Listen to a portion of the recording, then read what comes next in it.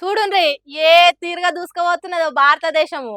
రోగం వస్తే దవాఖానకు పోయేటానికి అత్యాధునిక డోలి సౌలతులు ఏర్పాటు చేసి ముందుకు పోతున్నది. నదుల మీద పెద్ద పెద్ద బ్రిడ్జులు కట్టి తలక్ తలక్ మని మెరిసే తార్ రోడ్లు వేసి రాకపోకలను రై రై నడుపుతున్నారు.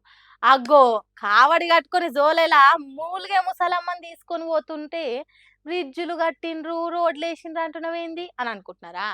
మరి అంత గొప్ప దేశాన్ని పరిపాలిస్తున్నారు మన నేతలు.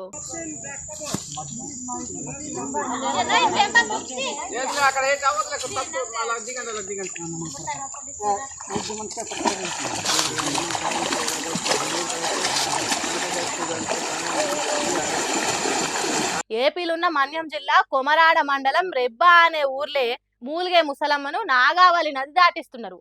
పాపం మన్యం జనానికి చక్కటి దవాఖాన లేదు. పోని పట్నం పోదామంటే సరైన రోడ్డు లేదు. ఇక్కడ ఇట్లుంటే ఇగో గిది చూడుండ్రి ఇంకెట్లున్నదో.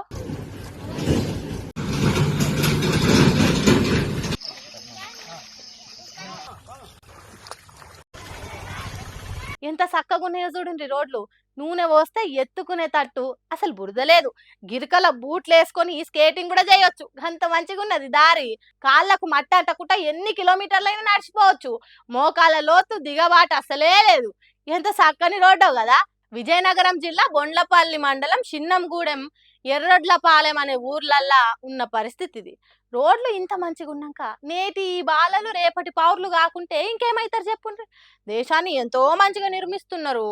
ఇగో ఇది దేశం ముందటికి పోవడంటే, ఇది ఆర్థిక వ్యవస్థ అందనంత ఎత్తుకెదుగుడు అంటే.